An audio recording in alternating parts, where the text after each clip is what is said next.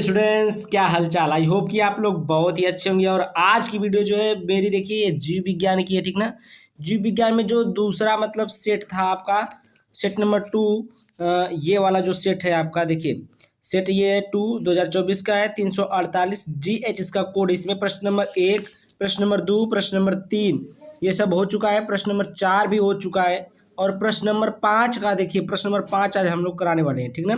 तो प्रश्न नंबर 5 का जो क है, सूक्ष्म जीवों के औषधीय उपयोग का वर्णन कीजिए। अगर आप लोग प्रश्न नंबर 4 तक का जो वीडियो है, फर्स्ट वीडियो अगर नहीं देखे हैं तो डिस्क्रिप्शन में लिंक लगा हुआ है, वहाँ पर जाकर देखिए।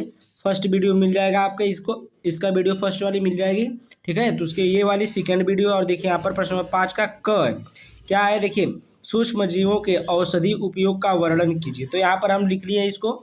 और देखिए, अगर आप लोग वीडियो पर पहली बार देख रहे हैं वीडियो को, तो लाइक और चैनल को सब्सक्राइब जरूर देखिए करिएगा। तो यहाँ पर देखिए, सूक्ष्म जीवों के औषधि उपयोग का वर्णन करना है। तो यहाँ पर देखिए, सूक्ष्म जीव औषधि उपयोग क्या क्या है, देखिए। प्रतिजैविक यानी कि एंटीबायोटिक जिसे कहते हैं, प्रतिजैविक के निर्माण में, उदाहरण के लिए देखिए आपका पेनिसिलिन का निर्माण सूक्ष्म जीव पेनिसिलियम नोटेटम द्वारा किया जाता है, ठीक ना। जो आपका पेनिसिलिन है, इसका निर्माण किया जाता है। कौन सा सूक्ष्म जीव होता है इसमें? पेनिसिलियम नोटेटम द्वारा इसका जो निर्माण होता है किया जाता है, ठीक ना। उसके बाद देखिए, स्ट्रेप्टोमाइसिन है और टेट्रासाइक्लिन है। इसके द्वारा किसका किया जाता है? स्ट्रेप्टोमाइसिन का किया जाता है किसके द्वारा? टेट्रासाइक्लिन के द्वारा। इस सूक्ष्मजीव के द्वारा इसका निर्माण किया जाता है, ठीक है, इसका निर्माण। आगे चलते हैं हम लोग। ये वाला देखिए आपका दूसरा है वैक्सीन के रूप में, ठीक ना। वैक्सीन के रूप में इसमें जो रोग कारक सूक्ष्मजीव होते हैं, उन्हें शरीर में प्रविष्ट कराया जाता है। कहाँ पर? शरीर में प्रविष्ट कराया जाता है, यानी कि शरीर में अंदर लाया जाता है। उसके बाद देखिए, जिसके द्वारा उसी रोग की प्रतिरक्षा उत्पन्न हो जाती है। यानी कि जो रोग होता है, उस रोग की क्या हो जाती है? प्रतिरक्षा उत्पन्न हो जाती है, यानी कि रक्षा करने लगते हैं। यह रोग से लड़कर रोग को नष्ट कर देता है। जो ये होता है, वैक्सीन क्यों लगती है? आपकी जो अंदर रोग होता है, उसी को क्या करने के लिए, उसी में प्रविष्ट कराया जाता है, आपके शरीर में प्रविष्ट कराया जाता है वैक्सीन के द्वारा।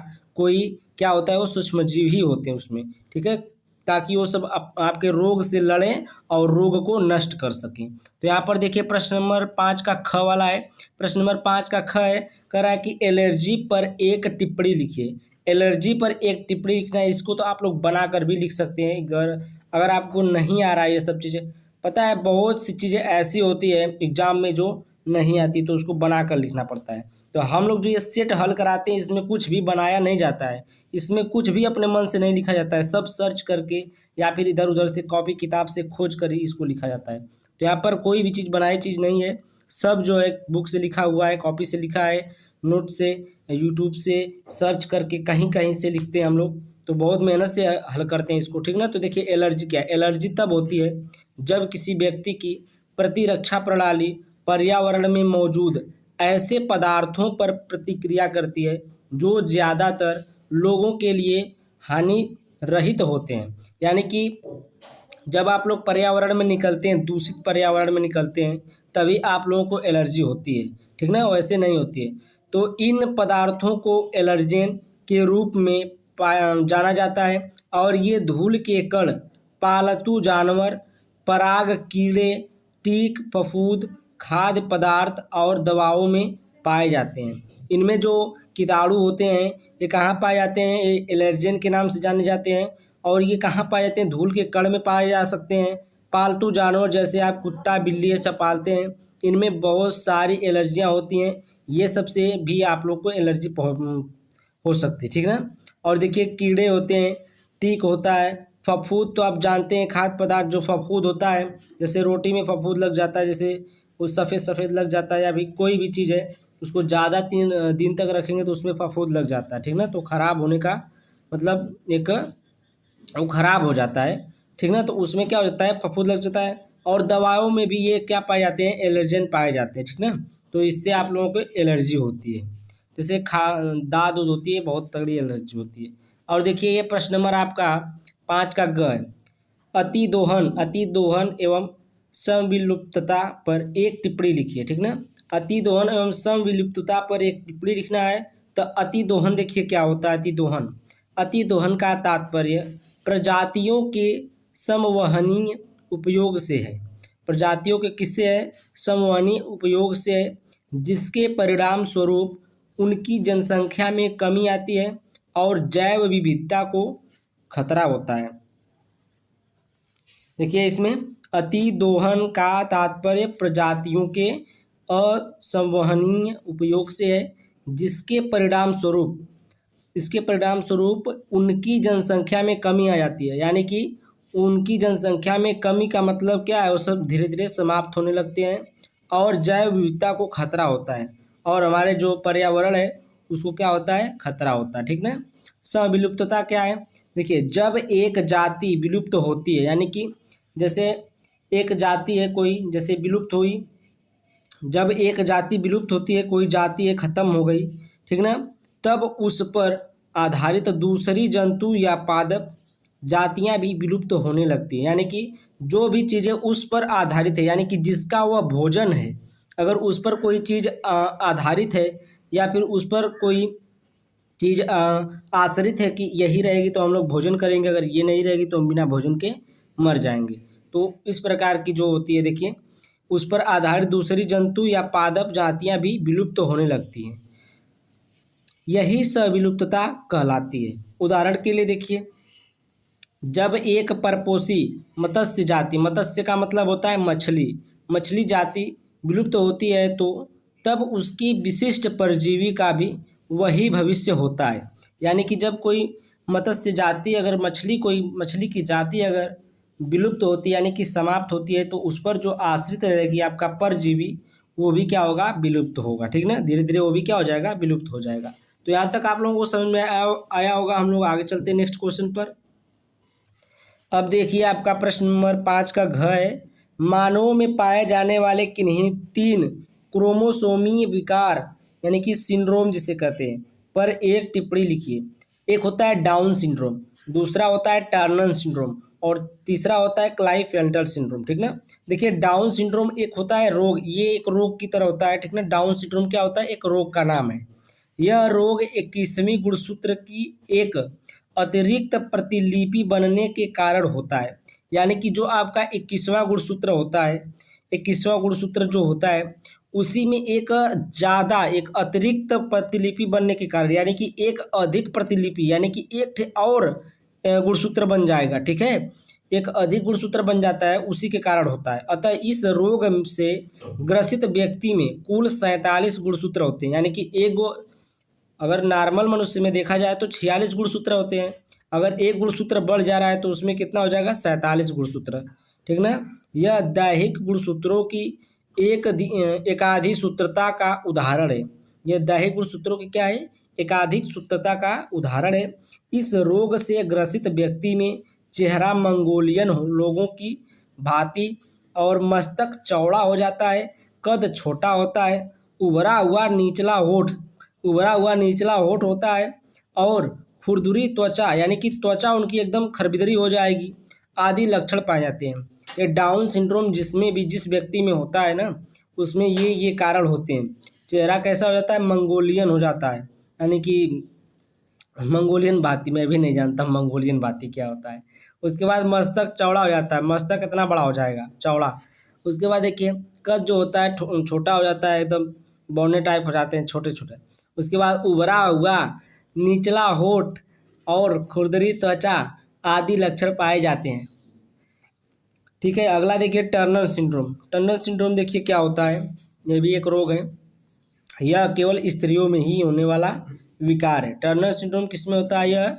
यह स्त्रियों में होता है, ठीक ना। इस रोग की खोज डॉक्टर हेनरी टर्नर ने की थी, इसीलिए ये हेनरी टर्नर जो डॉक्टर थे अपने ही नाम पर रख दिए टर्नर सिंड्रोम, ठीक ना। इसका नाम हो गया टर्नर सिंड्रोम। उसके बाद देखिए इसमें लिंग गुणसूत्रों में से केवल एक एक्स गुणसूत्र उपस्थित होता है, अतः कुल 45 गुणसूत्र, यानी कि 44 + x यानी कि एक एक्स जो हो जाता है और एक एक्स जो होता है नहीं होता है, या वाई हो चाहे एक्स हो, ये नहीं होता है। नहीं तो इसमें 46 गुणसूत्र नॉर्मल में पाए जाते हैं, इसमें 45 यानी कि एक कम पाया जाता है उपस्थित होते हैं। ऐसी स्त्रियों को बंध्य कहा जाता है। बंध्य का मतलब बाज कहते हैं, यानी कि जिसमें बच्चे पैदा करने की क्षमता न हो, ठीक है। तो उसमें ये टर्नर सिंड्रोम होता है, उसी के वजह से बच्चे नहीं होते हैं। तो यहाँ पर देखिए नेक्स्ट वाला है तीसरा वाला, क्लाइफेल्टर सिंड्रोम। क्लाइफेल्टर सिंड्रोम क्या होता है, देखिए इस रोग की खोज डॉक्टर हैरी क्लाइफेल्टर, देखिए ये भी अपना नाम पर रख दिया है, ठीक ना, डॉक्टर हैरी क्लाइफेल्टर इसका नाम था, इसीलिए इसका क्लाइफेल्टर सिंड्रोम नाम पड़ गया। तो यहाँ पर देखिए ने की थी, यह रोग लिंग गुणसूत्रों की एकाधिसूत्रता के कारण होता है, ट्राइसोमी कहते हैं इसको, ठीक है। इस रोग से ग्रसित व्यक्ति में XXY लिंग सूत्र अर्थात कुल 47 यानी कि 44 ये हो गए, और एक जोड़ा जो होता है इसमें XX, इसमें एक Y जो होता है बढ़ जाता है, ठीक ना, गुणसूत्र पाए जाते हैं। इस रोग में ग्रसित व्यक्ति का शरीर लंबा हो जाता है, वृषण छोटे हो जाते हैं, कम बाल तथा अल्प विकसित स्तन युक्त बंध्य तथा विमंदित होते हैं, ठीक ना। अब देखिए इसमें जो होता है, जो शरीर होता है लंबा हो जाता है, उनका जो वृषण होता है वो छोटा हो जाता है, छोटा, ठीक ना, कम बाल वाले होते हैं, उनके पास बाल बहुत कम होता है, अल्प विकसित होते हैं, ठीक ना। स्तन जो होता है अगर स्त्री में है तो स्तन नहीं रहेगा, और अगर पुरुष में है तो वो स्तन बढ़ जाता है, ठीक ना, जिसको हम लोग गे बोलते हैं, गे छक्का। बंध्य तथा विबंधित होते हैं। कुछ क्लाइफेल्टर सिंड्रोम ऐसे भी होते हैं, तो ये सब चीज़ें इसमें होता है, ठीक ना। तो कुछ क्लाइफेल्टर सिंड्रोम ऐसे भी होते हैं, देखिए जैसे गुणसूत्र XYY हो गया, या फिर एक्स, जिसमें इसमें था XXY, तो इसमें हो सकता है XYY हो जाएगा, XXXY हो जाएगा, या फिर XXXY होते हैं, ठीक है। तो यहाँ पर देखिए, या फिर आपका ये वाला XYY जो होते हैं, ये वाले अतिनर यानी कि अतिनर में होते हैं, जैसे लंबे हो जाते हैं, गुस्सैले होते हैं, कामुक होते हैं, कामुक स्वभाव वाले होते हैं, ठीक ना। इसमें जो XYY होते हैं ये नर में होते हैं, यानी कि पुरुषों में होते हैं।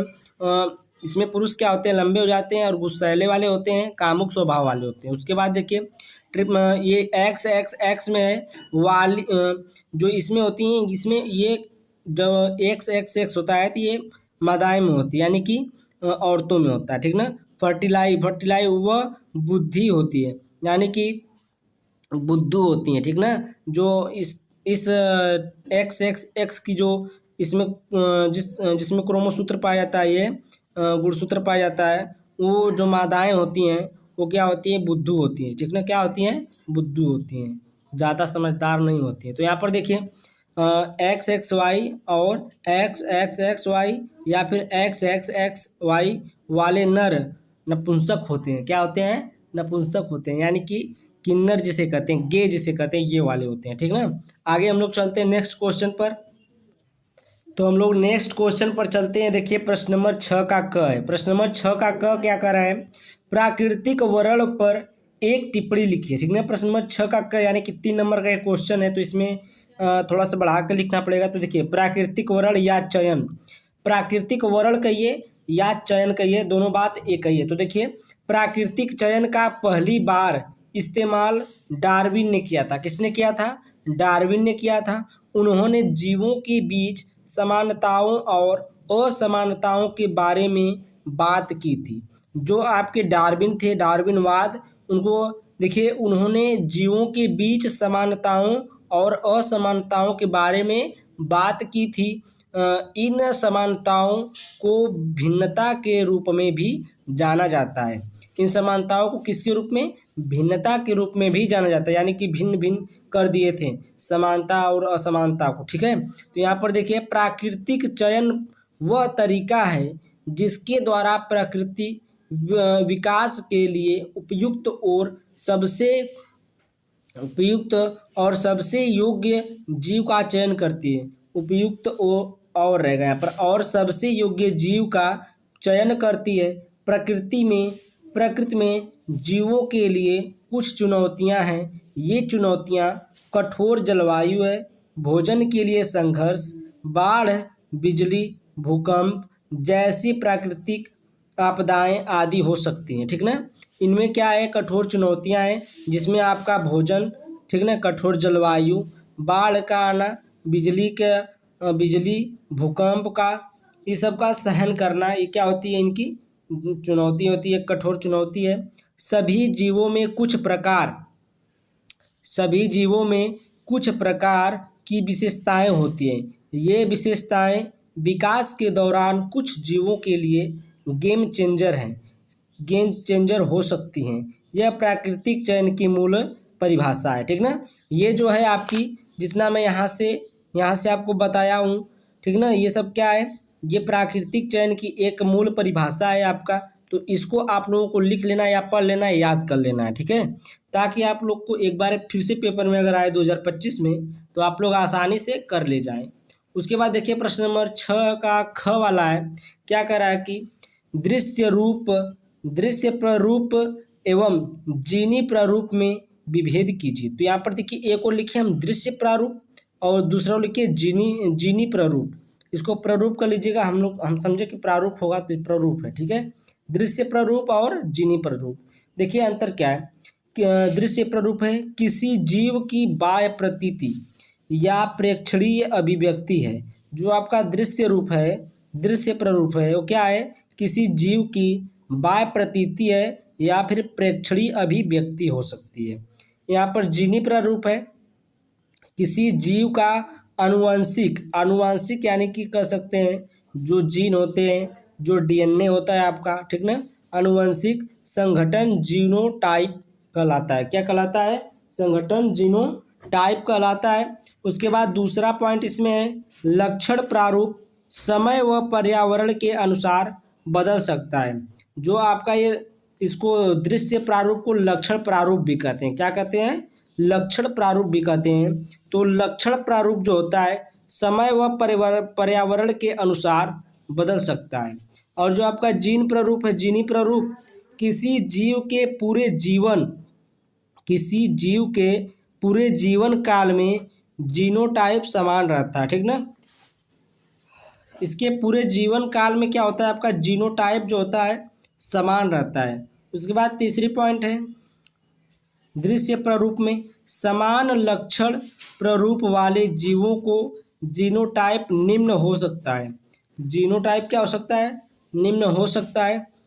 इसमें देखिए, समान जीनोटाइप के जीव किसी दिए समय व पर्यावरण में समान यहाँ पर देखिए फिनोटाइप प्रदर्शित करेंगे। क्या करेंगे, फिनोटाइप प्रदर्शित करेंगे। उसके बाद चौथी पॉइंट है कि लक्षण प्रारूप को प्रत्यक्ष अवलोकन से जाना जा सकता है। ठीक ना, जो लक्षण प्रारूप है उसको हम लोग प्रत्यक्ष अवलोकन से जाना जा सकता है। उसके बाद इसमें चौथी पॉइंट है, इसका प्रत्यक्ष अध्ययन नहीं किया जा सकता। इसे पूर्वजों व संतति के संकरण से जाना जाता है। किससे पूर्वजों व संतति के संकरण से जाना जाता है, यानी कि इनके डीएनए से, इनके आनुवंशिक लक्षणों से, इसमें जो जीन होते हैं उनसे जाना जाता है, पूर्वजों के। ठीक है, आगे चलते हैं नेक्स्ट क्वेश्चन पर। तो दोस्तों आज के लिए इतनी ही बड़ी वीडियो थी। ठीक ना, नेक्स्ट वीडियो में हम लोग लेकर आएंगे प्रश्न नंबर 6 का घ और प्रश्न नंबर 7, ठीक ना, तीनों लेकर आएंगे। उसके बाद एक वीडियो और बनेगी, ये पूरा अनसॉल्व सेट आपका खत्म हो जाएगा। और अगर वीडियो अच्छी लगे तो वीडियो को लाइक, चैनल को सब्सक्राइब, वीडियो को शेयर कर दीजिए अपने दोस्तों के पास, ताकि ऐसी वीडियो आपको मिलती रहे और अपने दोस्त भी आपसे खुश रहे, ताकि वो रील्स भेजना बंद करें, पढ़ाई करना शुरू करें। Thank you, bye bye for watching my video. नहीं तो बहुत मार खाओगे, वीडियो को लाइक करके जाना।